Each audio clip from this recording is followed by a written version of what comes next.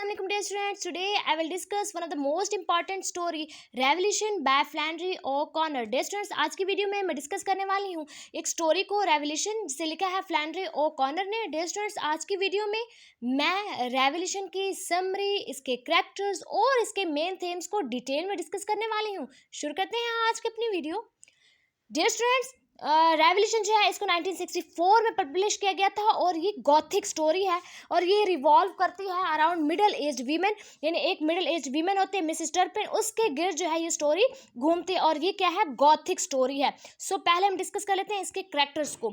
Mrs टर्पिन जो कि main character हैं और ये समझती हैं कि आम परफेक्ट और कोई भी दुनिया में परफेक्ट नहीं है. जिसको भी देखती थी हकारत की नज़र से देखती थी, लाइक उन्हें ब्लैक लोगों को या अपने से कमतर लोगों को तो ये कुछ समझती ही नहीं थी. उनकी इंसल्ट कर देती होती थी उनके मुंह पर और मतलब कि बहुत ज़्यादा ओवर रिएक्ट कर देती थी और समझती थी कि बस अल्लाह ताला शुक्र है मुझे ऐसा पैदा किया है, इन लोगों जैसा पैदा नहीं किया.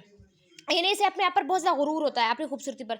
क्लॉड जो है मिसेस टर्पिन के हस्बैंड और क्लॉड और मिसेस टर्पिन को लगता था क्लॉड और मैं जो है परफेक्ट है, बाकी सारे इम्परफेक्ट है. मैरी ग्रेस, मिसेस टर्पिन जो है वो अपने हस्बैंड क्लॉड के साथ हॉस्पिटल जाती हैं. वेटिंग रूम में, वेटिंग एरिया में जो है वो वेट कर रहे होते हैं. सो मैरी ग्रेस वहाँ पर होती हैं, अपनी बुक पढ़ रही होती हैं. मिसेस टर्पिन को ये लगता है कि बहुत ज़्यादा बदसूरत है. सो इसकी बातों से वो बहुत ज़्यादा हैपर हो जाती है मैरी ग्रेस और बुक जो है इसको दे मारती है मिसेस टर्पिन को और मिसेस टर्पिन को कहती है कि भी आप जहन्नुम में जाएं. सो मिसेस टर्पिन के माइंड में मैरी ग्रेस के वर्ड्स रहते होते हैं.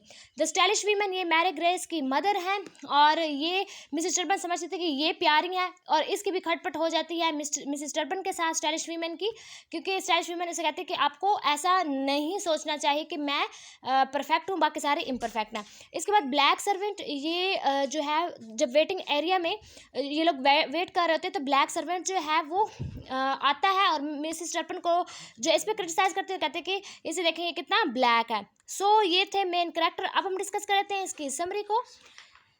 इसकी समरी जो है वो स्टार्ट होती है मिसेस टर्पिन से. मिसेस टर्पिन और इसका हस्बैंड क्लॉड जो है वो इसमें हॉस्पिटल जाते हैं. क्लॉड की टांग का कोई इशू होता है. सो मिसेस टर्पिन जो है क्लॉड के साथ हॉस्पिटल जाती हैं तो वहाँ पर डॉक्टर्स नहीं आते, इसलिए ये वेटिंग रूम में जो है वो वेट करते हैं. बहुत ज़्यादा लोग होते हैं. मिसेस टर्पिन को चेयर नहीं मिलती बैठने के लिए, तो ये वहाँ पर खड़ी एक औरत जो स्टाइलिश वीमेन है, ये खूबसूरत सी औरत थी, इसे लगता था कि ये बहुत ज़्यादा प्यारी है. इसके साथ गपशप स्टार्ट कर देती है. मिसेस टर्पिन सबको ऑब्जर्व कर रही होती हैं, सबको जज करती है, सब लोगों को अपने थिंकिंग के मुताबिक, यानी लाइक उसकी अपनी एक सोच थी. उसे लगता था मैं परफेक्ट हूँ बाकी सारे इम्परफेक्ट हैं. यानी ब्लैक लोगों को कुछ समझती नहीं थी. इन जहाँ पर वेटिंग रूम में जितने भी लोग बैठे थे उसे लगता था कि सारे के सारे बदसूरत हैं.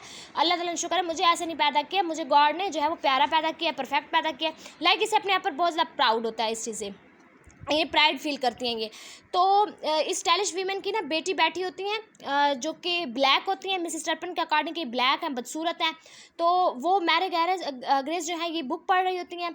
मिसेस टर्पिन जो है वो क्रिटिसाइज़ करती हैं मैरी ग्रेस को, मतलब उसकी तरफ जो है वो देखती रहती हैं हकारत की नज़र से. मैरी ग्रेस को जो है बहुत ज़्यादा गुस्सा आ रहा होता है, लेकिन मिसेस टर्पिन जो है वो उसे जज की जा रही होती हैं. वहाँ पर जितने भी लोग होते हैं सबको जज कर रही होती है.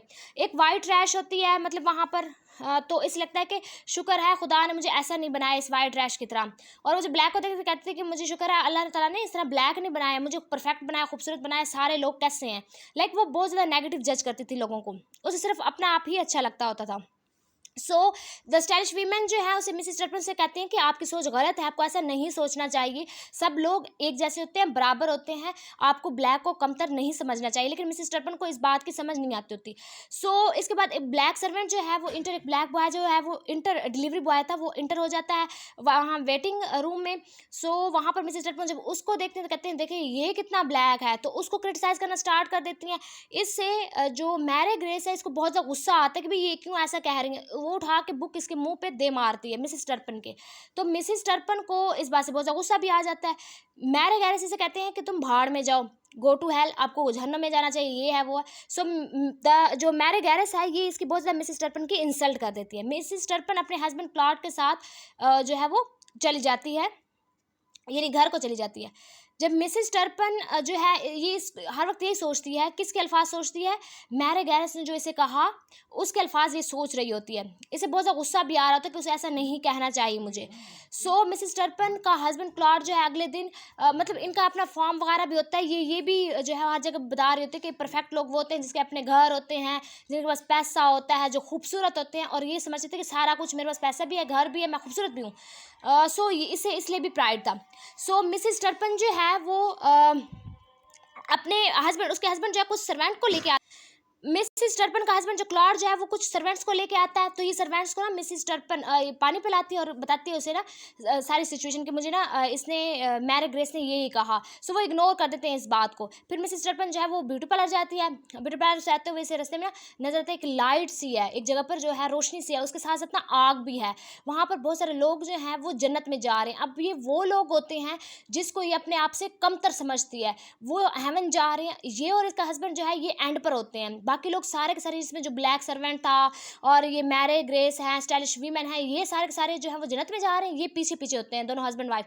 तो इसे ना वहाँ पर ये चीज़ जो है रिवील होती है कि भाई मुझे ऐसा, इस चीज़ का एहसास होता है कि मुझे ऐसा नहीं करना चाहिए था। अल्लाह ताला ने जितने लोगों को बनाया सबको बराबर बनाया, इक्वल बनाया, कोई ब्लैक कोई वाइट का डिफरेंस नहीं है। सो उसे ये चीज़ जो है इसका एहसास हो जाता है और इसके बाद इसकी सोच चेंज हो जाती है और ये अच्छी लाइफ गुजारना शुरू कर देती है। तो यहीं पर ये स्टोरी जो है वो एंड हो जाती है। इसके बाद हम डिस्कस कर लेते हैं इसके मेन थीम्स को। इस स्टोरी के मेन थीम्स में है रेसिकल क्लास प्रेजुडाइस। जो स्टोरी जो है वो एक्सप्लोर कर देती है प्रेजुडाइस को जो कि रेसिज्म से काज्ड है, क्लासिज्म से काज्ड है, as well as how this can lead to hypocrisy and misjudgement of people. Like वो क्या करती है, मिसेस टर्पन जो है उसका होल करेक्टर ही ऐसा था। लाइक वो क्लास डिफरेंस पर जो है बिलीव रखती थी। वो जो वाइट होता था उसको अप्रिशिएट करती थी और जो ब्लैक होता उसको अप्रिशिएट नहीं करती थी, यानी उसके अपनी थिंकिंग मुताबिक वो लोगों को जज करती होती थी।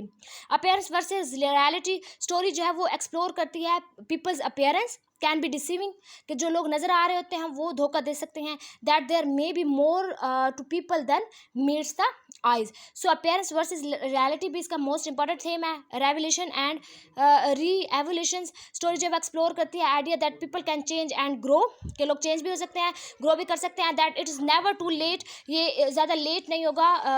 Revolution and re evolution one's beliefs and actions, के रेवोल्यूशन है, ठीक है, और री एवोलेट है कि उसे जाहिर हो जाती है, यानी वो बात वो उसे रिवील हो जाती है। रेवोल्यूशन का मतलब भी जाहिर होना है कि उसे एहसास हो जाता है स्टोरी के एंड पर मिसेस टर्पन को कि मैं गलत थी।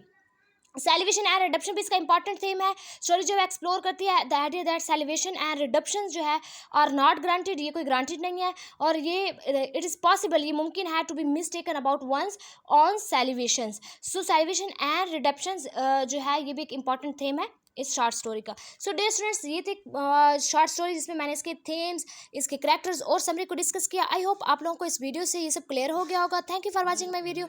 अल्लाह हाफिज़।